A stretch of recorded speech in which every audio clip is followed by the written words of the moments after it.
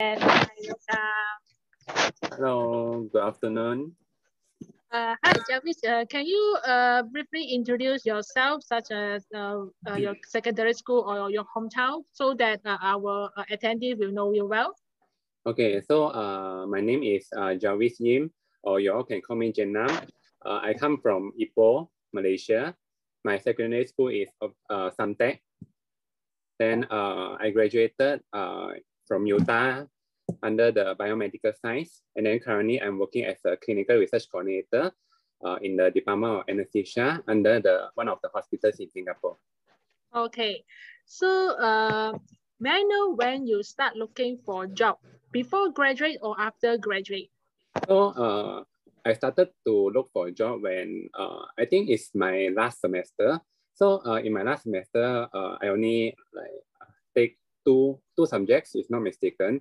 Then from there, at the beginning of the semester, I will start to look for a job, prepare my resume. Then I start to send out those resume to different companies, HR, and I start to look for a job using some of the job seeking portal like JobStreet, etc. Then some of the companies, they also provide like platform, like a website for you to apply job. I also start to put my resume over there. Yeah, then from there, I get a lot of response from them. Okay, so this is your first job after graduate to current job? So now I'm working as the third job already. So yeah. So that means before you move to this current job, what is your first job when you first time moved to Singapore? So when I first came to Singapore, my first job was as a research assistant in Department of Biochemistry. Mainly we are doing with epigenetic changes in some of the cancer treatment. So because the department is called Department of Biochemistry, they are mainly focused on how those biochemical changes and also genetic changes that can affect some of the diseases. Okay, so how do you decide to move to Singapore? So it's actually you're from Malaysia. Why I decided to move to Singapore is at first I didn't think about Singapore as my first choice. When I first started to look for a job, right, I got a lot of offer from different companies in Malaysia, such as KL area, Puchong area. Then suddenly I feel that I can try different places of working. Then I start to apply for a job in Singapore. Then who knows, they provide me an offer. And so that I attended the interview, and subsequently I was given the offer to work in NUS. Yeah, so that is when I decided to move to Singapore. From there, right, I feel that Singapore is a totally new place for me. I never think about it before. Okay, so was the transition period difficult to you since your first time moved to Singapore? The transition period is pretty tough. Because when I first moved to here, you have nothing, you have no family support, you have no financial support, you have to rely on your own for everything. Yeah, so I would say it's pretty tough. Then you must have a very strong ability to adapt to a new environment, and you must willing to be independent because you will be away from your family members, away from your friends. You must be willing to let go a lot of things that you used to eat in Malaysia. Okay, so now your current job, is this your dream job? I wouldn't say it's my dream job. I'm still looking for what suits me the most because my first job was a research assistant. Then second job is a specialist associate. Then my third job now is a clinical research coordinator. I'm still looking for something different because once I'm exposed to different industries, then I know what I exactly looking for. Okay. So can you explain to our audience what is your daily job scope? So my daily job scope as a clinical research coordinator is because inside a hospital or inside an institution, there are usually a lot of research studies going on. So for me, I'm handling one of the research studies, and the research study is related to how the anesthetic drug affect elderly, whether will they get diseases such as delirium or dementia. So for my study part, right, I have to handle like recruitment of the participants into our clinical research. We have to maintain all the documentation. We have to do data collection. You have to do follow-up with the participants. And also there are a lot of regulations and also policies that you have to comply to. And you have to arrange with a lot of parties for some of the logistic issues. Okay.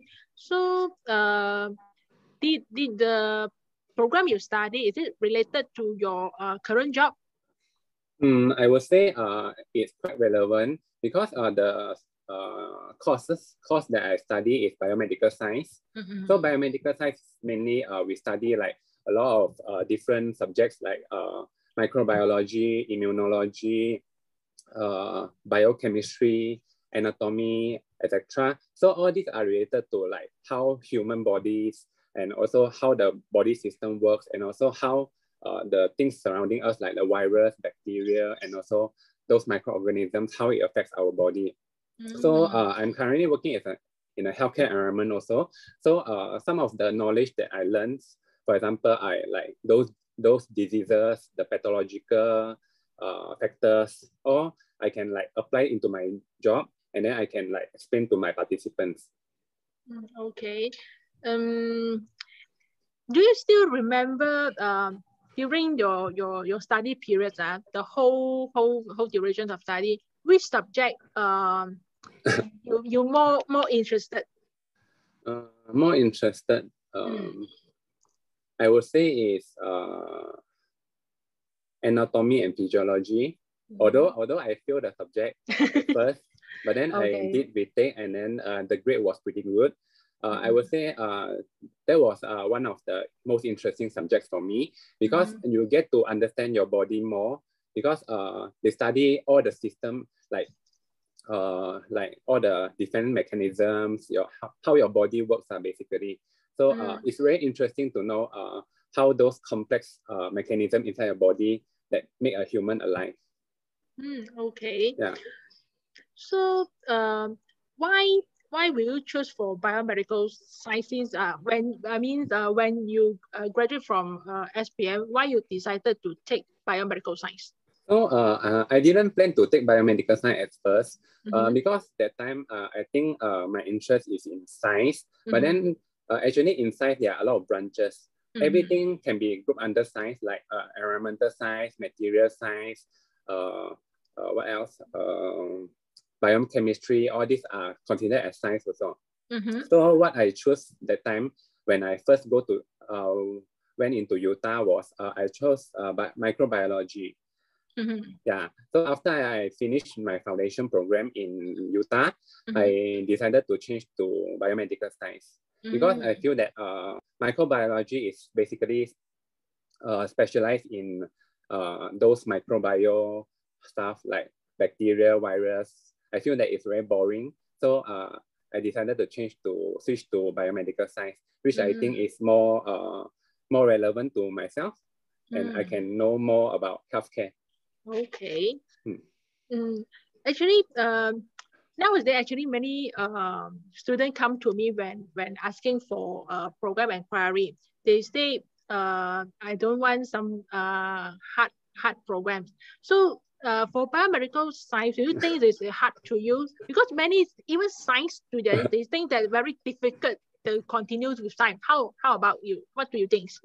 I think that for biomedical science, I can consider it as one of the most difficult subjects in science. But then if you really have interest in studying like biomedical science, how the body system works, and how all the things react with your body. So if you really have the interest, I think it wouldn't be difficult for you, because science is not about like memorizing or not about studying for exam, but you have to know, you have to understand how things work, and also you must know how to apply it. Okay. Yeah. So when you take up biomedical science, what is the challenge to you? The challenge will be,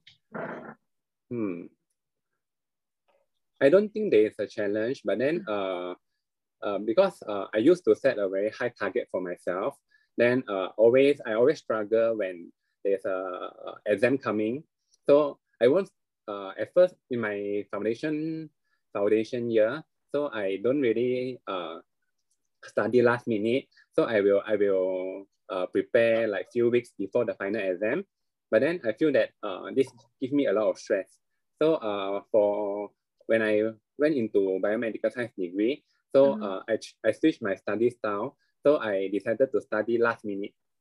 Yeah. So it's very tough to study last minute. So because you have to really memorize and understand everything at the last minute just to prepare for the exam. So it's not easy. Yeah. So I think my advice to everyone is don't follow my steps. So you really need to like prepare yourself well for final exam, because academic wise is very important for a student because it determines your future. Okay. Back to your current job. So what you have learned can apply to your current job?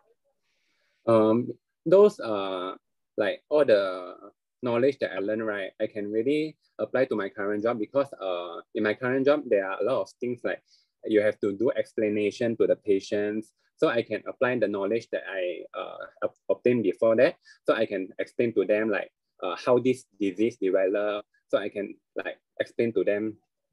Yeah, I also like understand how the human system works. So we also like sometimes assist the doctors to prescribe some of the medications also. Yeah. So do you face any difficulties for the current job? Yeah, in every job there must be some difficulties. For current job, the difficult part is you have to handle a lot of things on a daily basis. But as long as you prepare a checklist for yourself, but I think it's pretty good already. Okay. So will the difficulties you encounter put you under pressure?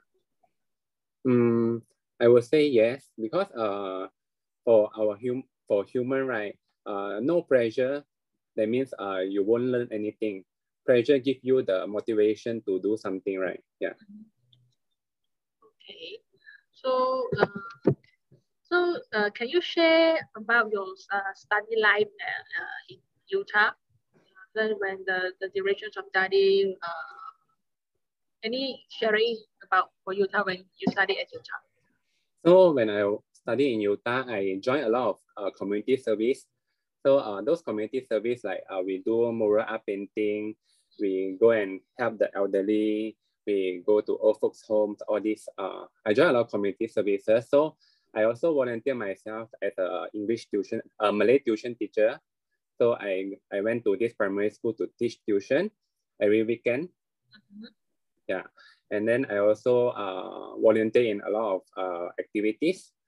Yeah, and then during the weekends, I also will join some of the sports like basketball, badminton, and also do some cycling.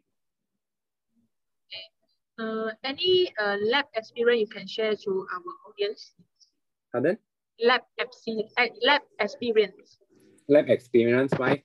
Because Utah actually has a very good opportunity for students to expose yourself to lab, because there's a program called Undergraduate Research Scheme, URS.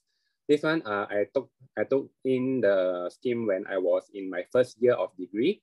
Then I started to help the professor to run some of the research. So you get a earlier exposure to the lab, and also you compare to your peers. So you know how things work over there. Yeah.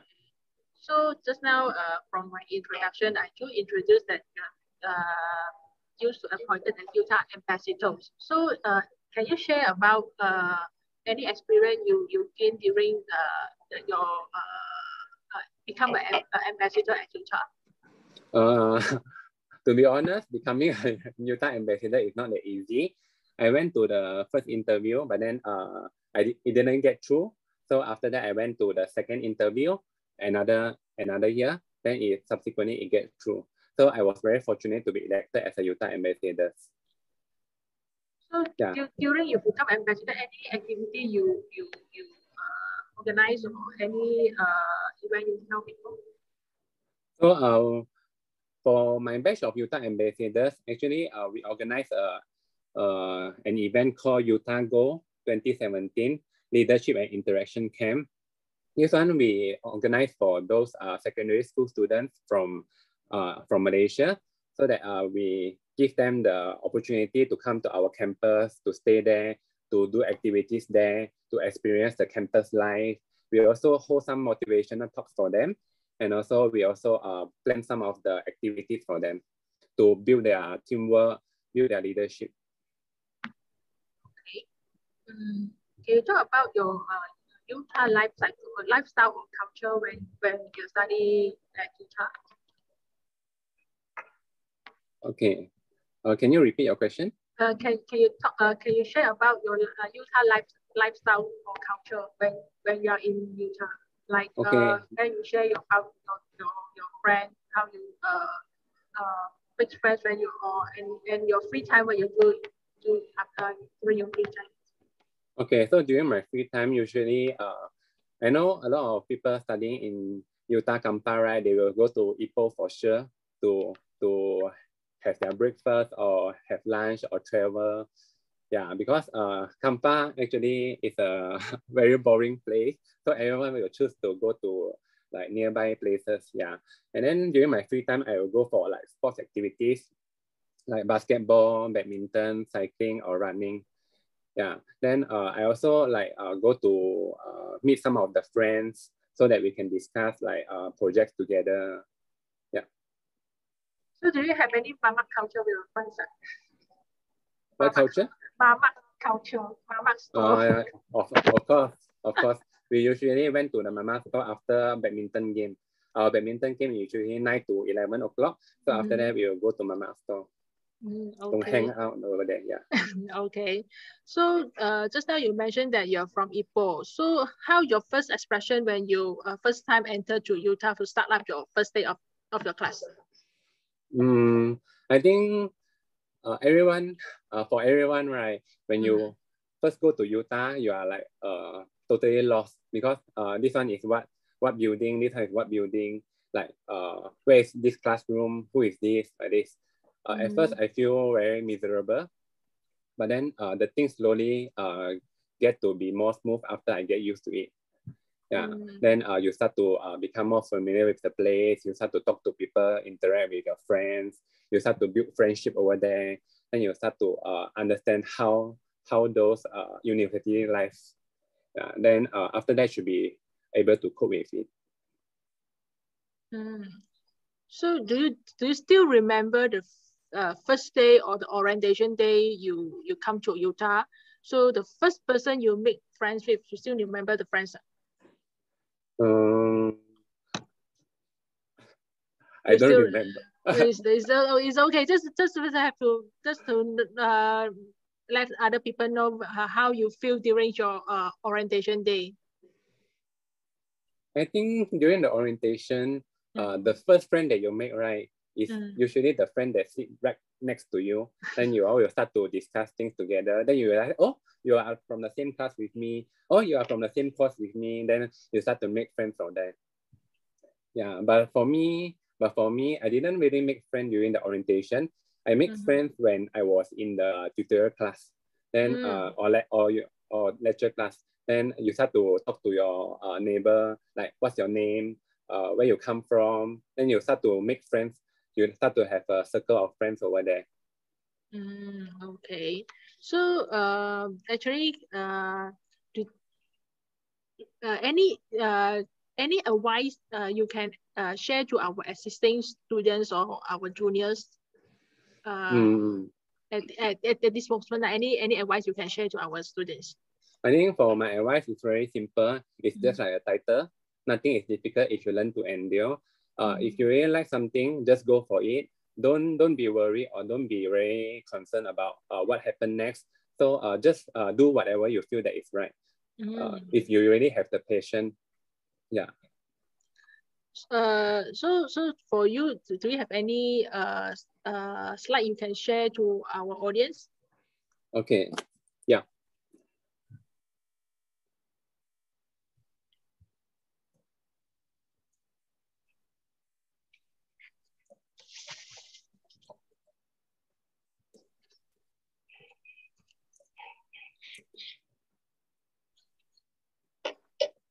Okay, can you all view my slide?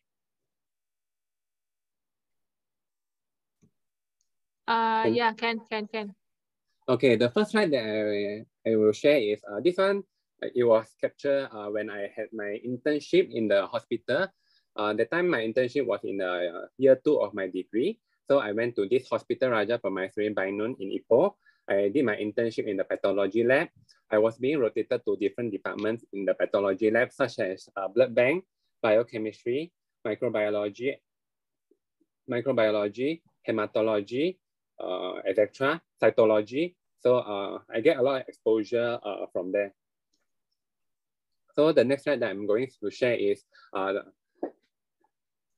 some of the community services that I joined. The first photo that I share on the top left corner is with Taiwan students. Then the second pictures was with some of the NUS students and also Utah students. We are making some of the dumplings. And then the third photo is we went to one of the primary schools. We do some of the activities over there. The last slide was we do mural art painting. Okay. Then subsequently, the next slide that I shared was I was being elected as very proud to be elected as Utah ambassadors. So Utah ambassador actually is such a very good platform between the public and Utah, so that we can help Utah to promote to the public. Like, yeah, okay, next. Okay, so when I was working in NUS as a research assistant, this is what I do every day. You all can see all the spots on the plate itself. This is all the yeast cells.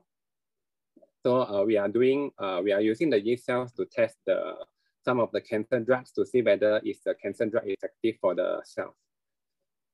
Okay, then the subsequent slide that I'm going to share is when I was working as a specialist associate in NUS under this Singapore Population Health Studies. So this is the whole school over here. So yeah. So for Singapore Population Health Studies, what they do is they are doing some cohort studies to see how physical activity, how diet, and also how their disease prevention affects their health. Okay. Then the next slide that I'm going to share is a corporate video from Salisbury School of Public Health. This is what I think is very relevant for biomedical science and public health, because what you learn in biomedical science is definitely relevant to the public health. Public health is connected to everything we do. It deals with more than just infectious diseases or chronic illnesses. The way we eat, live, learn, work, and play, anything that affects your health and well-being is part of public health. At the Salisbury School of Public Health, we apply decades of experience in research, training, and practice to protect and advance the health of communities, both in Singapore and the region. The cornerstone of public health is research, but it's not just about collecting data. It's also about how we turn that data into policies and programmatic decisions for implementation. Our end-to-end approach to translational research starts with evidence generation through data collection, meta-analyses, and systematic reviews. When it's not readily available, our researchers design studies to collect the data they need.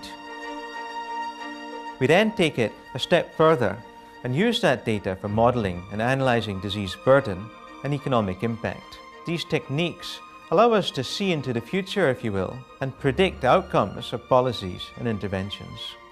With all this, we advise policymakers using evidence-based research on policies and programs aimed at improving the health of Singaporeans and future generations to come. All of us face the same challenges. We all want a health system that is low cost, very high quality, and with universal access. And over the last 5 decades, Singapore has learned so much that we can share with the wider region. And likewise, we have so much to learn, and hence these regional collaborations are absolutely critical to us. Our students and faculty travel to countries in the region to see how public health and healthcare systems work in these countries. Our faculty also partner institutions in the region, for example, for antimicrobial resistance and infectious disease modeling in Cambodia, with Bangkok on health technology assessments, and with other countries and partners in other areas such as healthcare management. The partnership between CANA and US School of Public Health is looking at to develop more evidence around how we can better address the public health. At the same time, to develop more capacity of public health practitioners around the public health research. We also try to work together of how can we, the two institutions, can learn from each other. Another very important the School of Public Health did is the policy dialogue. This is also bring together all the experts in the region. I joined the tobacco control program in the region, and then we share a lot of things about in our country, in other countries as well. I think this is also the way of working together, and then how we can solve the problem and propose the idea to tackle with the problem. The school doesn't just focus on the public health issues of today, but also how we anticipate and prepare for the public health challenges of tomorrow. Our education program trains our students to think about making a real-world impact in terms of health policy and program design, implementation, and evaluation, always focusing on current and emerging public health issues. So the skills that I learned from the School of Public Health are still relevant to me even today. The program not only provided me with the technical knowledge in my area of work, but I learned to develop the open-minded and collaborative mindset in my career. The school has also been a great resource and network to me, and we have been working together for many years now to implement the best practice in workplace safety and health across Vietnam. Personally, I find that I learn something new every time we work together. I came from a social science background. In fact, when I came to the school, I was a little bit fearful of whether I would be able to catch up. But all these fears were pretty much unfounded when I started taking modules here. I had the opportunity to clarify these concepts with both my classmates and colleagues. I believe the core curriculum that the school offers also provided a very strong foundation for me to be a public health researcher, and there are many opportunities here to grow as an independent researcher. For example, to lead research grants, to lead research projects, which has really prepared me very well, I believe, for a career in academia. The South Weehawk School of Public Health continues to increase its expertise both in providing technical guidance to the Ministry of Health in Singapore and also research evidence that's useful in developing and evaluating policies in public health. This is not only true for Singapore but also within the region. The problems that occur in Asia are not the same problems that occur in Europe or in North America. And therefore, it's very important that Asia has its own centers of excellence. And Singapore is well placed to be one of those centers of excellence. Back when we first founded the Department of Public Health in 1948, the challenges revolve around infectious diseases, malnutrition, and issues related to vaccination, sanitation, and clean water. Now, things have changed. Countries in Southeast Asia have reached a level of development where the issues have shifted to chronic illnesses such as diabetes, heart disease, and mental frailty. Working in public health is immensely exciting, for nothing remains constant in this field. What is certain is we will be ready for it.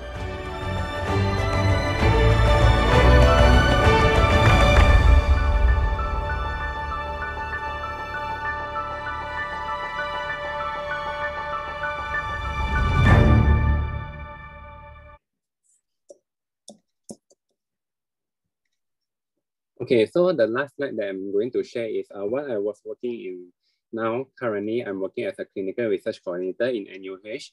So the department that I work for is Department of Anesthesia, whereby our department is focusing on aging, cardiovascular risk, delirium, mortality, recovery outcomes, effects of pain medication in animal models. So also we do follow up like for the patients from pre-operative to post-operative. So on the left-hand side is the job scopes that are on my daily basis. The first thing is recruitment and documentation. A lot of recruitment works that you have to do, like pre-screening, you have to recruit the patients, you have to take their consent, and you have to document all the consent form. After that is proceed to data collection, whereby you have to perform measurements, you have to do questionnaires, whereby you collect all these data, and then you have to collect it into an Excel file, or you can collect it into some of the software. After that, you need to coordination for follow-up. You have to deal with the patients for follow-up. You have to deal with their family members. You have to deal with the doctors, etc. Then we have to make sure our research studies are compliant to local regulations and policies, whereby you have to apply the necessary documents in order for the research to proceed. You have to apply for grant. You have to handle audit, etc. Then the last one, you must do data entry and also analysis for some of the information that you have collected. Yeah.